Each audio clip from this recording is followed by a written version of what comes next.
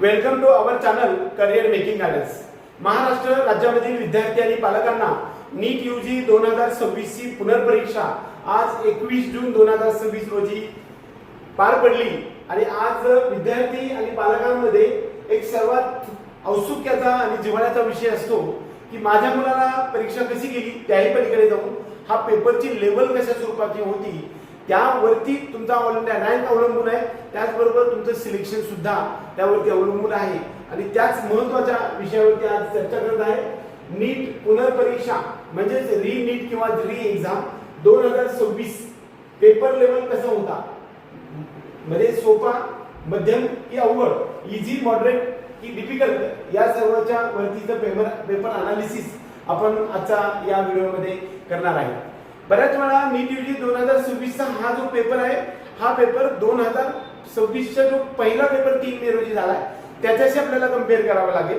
त्याचबरोबर 2025 चा पेपर आणि 2024 चा या सर्वांचा सर्वसाधारणपणे आपण अभ्यास केल्यानंतर आपल्याला ऑल इंडिया रँक किती मार्क्सना किती येऊ शकेल आणि सिलेक्शन रेशो कशा पद्धतीने असला पाहिजे या संदर्भात आपल्याला चर्चा करता येऊ शकते।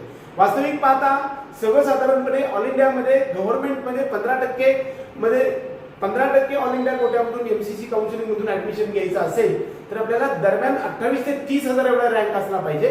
त्याचबरोबर महाराष्ट्र राज्यामध्ये जवळपास काही कॅटेगरी एससी एसटी आणि एनटीबी हे सोडलं तर बाकीचं सर्वसाधारणपणे गव्हर्नमेंटमध्ये 40 ते 55 हजारापर्यंत रँक असेल तर गव्हर्नमेंटमध्ये एमबीबीएस महाराष्ट्र राज्यामध्ये मिळू शकतं। त्याचबरोबर जे काही संपूर्ण महाराष्ट्र राज्यामध्ये प्रायव्हेट किंवा सेमी गव्हर्नमेंट कॉलेजमध्ये दरम्यान 85 हजाराच्या आसपास रँक असणाऱ्या विद्यार्थ्याला हे एमबीबीएसचं सीट आपल्याला एक मिळत असतं। त्यामध्ये एसटी कॅटेगरीसाठी 2,70,000, एससी कॅटेगरीसाठी 1,80,000 अशा प्रकारचं, आणि फिजे कॅटेगरीसाठी 10,000चा डिफरन्स असतो। प्रत्येक कॅटेगरी वाईज थोडासा व्हेरी होऊ शकतं, परंतु आज आपण जो सर्वात महत्त्वाचा जो आहे त्यामध्ये कठीण प्रश्न किती होते, ट्रिकी प्रश्न किती होते, टाइम कन्झ्युमिंग किती होते, वेळ लागणारे असे काही प्रश्न किती होते या संदर्भात आज आपण चर्चा करणार आहे। वास्तविक पाहता आता कंपेअर करत असताना नीट यूजी 2026 च्या पुनर्परीक्षेमध्ये आपल्या सर्वांसाठी 15 मिनिटे वाढवून वेळ मिळालेला होता। याच्यामुळे आपल्याला सर्व प्रश्न सोडवण्यासाठी किंबहुना जो काही वेळ वायफळ जात होता तो की जे काही इतर प्रोसेसमध्ये आपला वेळ वायफळ जात होता तो जाणार नाही। त्यामुळे 15 मिनिट सर्वांना एक्स्ट्रा मिळाले आहेत। त्यामुळे निश्चितच 5 ते 10 प्रश्न आपल्याला जास्त सोडवता येणार आहेत। याचाच अर्थ असा आहे की निश्चित रँक मार्क्स पेपर आहे तो थोडासा इझी लेवलकडे जाताना दिसून येतो। बऱ्याच वेळा नीट यूजी 2026 चा जो 3 मे रोजी झालेला पेपर होता तो इझी लेवलकडे होता, परंतु एवढा पण इझी नव्हता की जो 2024 मधला होता, आणि टफ तर निश्चितच नव्हता की जो आपल्याला 2025 मध्ये खूप टफ लेवलचा पेपर होता, तशा लेवलचा पेपर नव्हता। तर आता मात्र री एक्झाम झालेला आहे, तो मात्र पेपर एकंदरीत आपण सर्व स्टडी केल्यानंतर प्रत्येक वाईज आपण ज्यावेळेस अभ्यास करतो त्यावेळेस आपल्याला लक्षात येते की हा पेपर आहे तो थोडासा लेंदी आहे, टाइम कन्झ्युमिंग आहे, वेळ खाऊ आहे, त्याच्यामध्ये काही प्रश्न ट्रिकी आहेत, त्याच्यामध्ये काही गोष्टी टाइम जाणारे आहेत, काही मल्टिपल प्रॉब्लेम्स वगैरे सोडवता येण्यासारखे आपल्याला पाहायला मिळाले। बऱ्याच वेळा काही प्रश्नांची उत्तरं अगदी जवळपास असताना सुद्धा थोडीशी फसवी असल्यासारखी आपल्याला वाटत होते। मात्र 100% हा पेपर एनसीईआरटी बेस्ड होता, एनसीईआरटी बेस्ड होता, त्यामुळे कसल्याही प्रकारचा त्यांचा डीप अभ्यास होता। ज्यावेळेस 2026 मध्ये पहिल्या परीक्षेला ज्यावेळेस ज्या पद्धतीने अभ्यास झालेला होता त्यानंतर काही विद्यार्थ्यांचा अभ्यास वाढला आणि त्यामुळे त्या सर्व विद्यार्थ्यांना जास्त लाभ झालेला आहे। बऱ्याच वेळा ज्या विद्यार्थ्यांनी नीट यूजी 2026 च्या 3 मे रोजी झालेल्या पेपर नंतर आपल्याला या पेपरवरती काही देणे गरज नाही, आपल्याला री एक्झाम पुढल्या वर्षी रिपीट करायचं आहे, आणि 2027 ची तयारी करणाऱ्या विद्यार्थ्यांसाठी मात्र एकही मिनिट वायफळ न गेल्यामुळे हा पेपर त्यांना मात्र थोडासा सोपा गेला। 3 मे पासून 7 दरम्यान 12 मे पर्यंत दरम्यान 9 दिवस आपले वायफळ गेले आणि 13 मे पासून तुमचा अभ्यास सुरू झाला असू शकते। एकंदरीत या 9 दिवसाचा लाभ हा आपल्याला रिपीट करणाऱ्या विद्यार्थ्यांसाठी होऊ शकतो। आता विषयाला जर महत्त्वाचा विचार करायला गेला तर सब्जेक्ट वाईज डिटेल अनालिसिस आपण करायचा आहे। त्यामध्ये बायोलॉजी हा एक विषय घेत आहे। त्या बायोलॉजीमध्ये सगळे 90 जे प्रश्न आहेत त्या प्रश्नामध्ये बरेचसे प्रश्न टाइम घालवणारे टाइम कन्झ्युमिंग होते आणि थोडेसे म्हणजे त्याला आपण लेंदी म्हणतो, खूप सारं वाचावं लागत होतं आणि उत्तरं लिहिताना मात्र आपल्याला थोडासा अडचण येत होती. म्हणजे संपूर्ण प्रश्न वाचून त्याचे सगळे पर्याय वाचल्याशिवाय आपल्याला त्याचं उत्तर देता येत नव्हतं. तसं बघायला गेलं तर सर्व प्रकारचे प्रश्न थोडेसे मॉडरेट लेवलला होते, काही प्रश्न तर खूप इझी लेवलचे होते आणि थोडेसे डिफिकल्ट लेवल होते. त्यामुळे इकडे पाहायला गेलं संपूर्ण बायोलॉजी पेपर हा एनसीईआरटी बेस होता आणि मॉडरेट पासून इझी पर्यंत जाणारा हा पेपर होता. म्हणजे बायोलॉजी सब्जेक्ट वाईज जर पाहायला गेलं तर इझी पासून मॉडरेट कडे जाणारा आणि सरासरी 320 पेक्षा जास्त आणि 350 पर्यंत मार्क्स मिळायला काही हरकत नाही असं मला बायोलॉजीच्या बाबतीमध्ये वाटतं. केमिस्ट्री या पेपरमध्ये आपण पाहायला गेलं तर फॉर्म्युला बेस होता, थोडेसे इक्वेशन्स बऱ्यापैकी होते, केमिकल रिएक्शन्स वगैरे डिटेल्समध्ये थोडेसे चकवा देणारे प्रश्न होते. थोडक्यात काहीतरी चुकवण्यासाठी किंवा तुम्हाला फसवण्यासाठी असे काही प्रश्न मांडण्यात आले होते. इकडे मात्र मॉडरेट लेवलकडे आहे, इझीपेक्षा थोडासा मॉडरेट लेवल आहे, परंतु डिफिकल्ट लेवलकडे पेपर नाहीये, परंतु मॉडरेटच्या थोडंसं हाय लेवलला जातो. त्यामुळे हा पेपर सुद्धा इझी लेवल असं केमिस्ट्री म्हणता येणार नाही, आपल्याला मॉडरेट टू टफ या लेवलमध्ये जाऊ शकतो, परंतु थोडासा मॉडरेटकडे झुकलेला आपल्याला दिसत आहे. फिजिक्समध्ये आपण सर्व पाहायला गेले तर मल्टिपल फॉर्म्युले वापरायला लागायला लागले होते.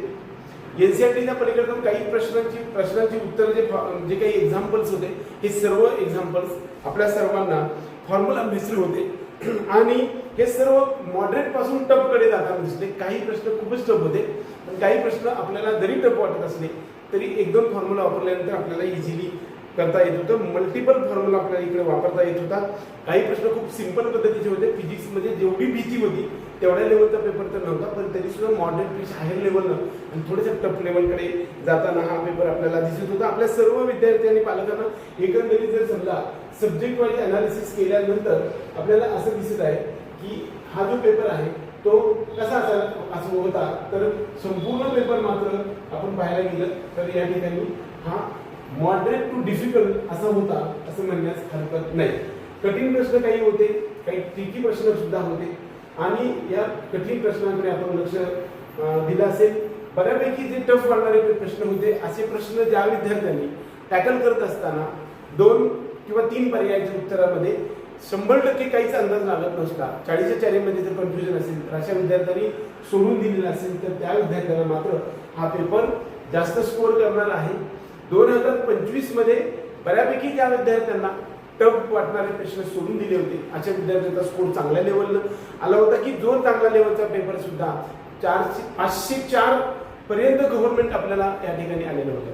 2025चा पेपर गव्हर्नमेंटचा 504 पर्यंत आला होता आणि 2025 मध्ये मात्र हाच 630 पर्यंत म्हणजे आधी 1,400 मार्कांना कट ऑफ हा डाऊन आला होता. खरं तर कट ऑफ कशावरती अवलंबून असतं, खरं तर रँक हा महत्वाचा असतो.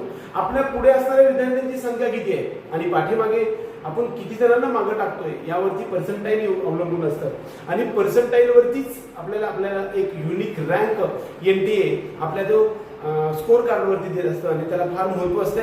एकंदरीत याच्यामध्ये रँक चांगला येणं गरजेचं असतं. मार्क्स किती येतात त्याला महत्व नाही, परंतु मार्क्सवरतीच रँक अवलंबून असतो. परंतु काही प्रश्न हे खूप टफ असतील. बऱ्याचपैकी गेल्या वर्षी फिजिक्स पेपर एवढा टफ आलेला होता की खूप साऱ्या विद्यार्थ्यांना 50च्या आत मार्क्स मिळाले होते. त्यामुळं 506 505 मार्क्स असणाऱ्या विद्यार्थ्यांना महाराष्ट्र राज्यामध्ये 85 ते 87 हजार रँक येऊन 40 ते 45 हजार रँक येऊन गव्हर्नमेंट MBBS मिळालं होतं आणि कंपॅरेटिव्हली 473 पर्यंत किंवा 74 पर्यंत मार्क्स असणाऱ्या विद्यार्थ्यांना 85 ते 88 89 हजार एवढा रँक आला होता आणि त्याला मात्र सेमी गव्हर्नमेंट किंवा प्रायव्हेट कॉलेज महाराष्ट्र राज्यामध्ये 2025 मध्ये मिळालं होतं. आपल्याला रँक किती येणार आहे हे महत्वाचं आहे. रँक आल्यानंतर आपल्याला 100% मी तुम्हाला सर्वांना कसा पेपरच्या लेवलवरती आता बऱ्याच वेळा कधी सिलेक्शनचा रेशो जो असतो तो पेपरच्या डिफिकल्टी लेवलवरती त्या दिवशी बसणाऱ्या परीक्षेवरती एक्झामला बसणारे नीट ॲस्पिरंटची संख्या किती आहे यावरती आणि नव्याने मेडिकल कॉलेजमध्ये असणाऱ्या सीट्स जी संख्या नव्याने वाढून आली का कमी झाले यावरती सुद्धा हा सर्वात महत्त्वाचा टॉपिक आपल्याकडे उपलब्ध असतो. म्हणजेच कट ऑफ जो आहे त्याचा परिणाम हा तुमच्या रँकचा जसा पेपरची डिफिकल्टी लेवल जास्त असेल त्या पद्धतीनं तुम्हाला मार्क्सची लेवल असते, परंतु रँक मात्र बऱ्यापैकी सेमच राहत असतो.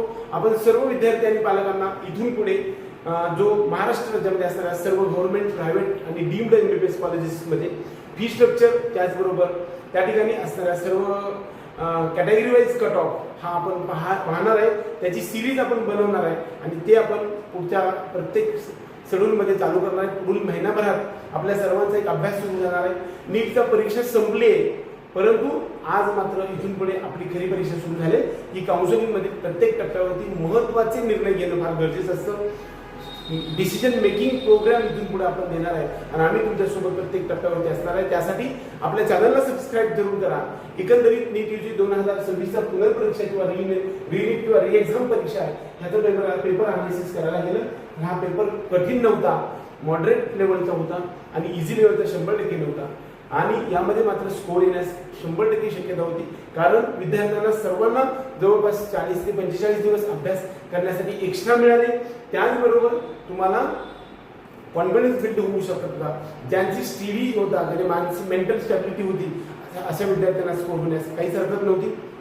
एकंदरीत हा पेपर जो आहे तो थोडासा मॉडरेट टू डिफिकल्ट लेवलमध्ये गेलेला आहे आणि आपल्या सर्वांना याच्यामध्ये स्कोर मात्र चांगला येणार आहे आणि आपल्याला तुम्हाला जे इच्छित साध्य आहे ते सिद्ध होईल एवढीच ईश्वरचरणी प्रार्थना करून आजचा हा व्हिडिओ आपल्याला कसा वाटला हे निश्चित आपल्या कमेंट बॉक्समध्ये सांगा. त्याचबरोबर आपल्या सर्व विद्यार्थ्यांनी पालकांना अधिक शुभेच्छा देऊन आजचा हा व्हिडिओ संपूया.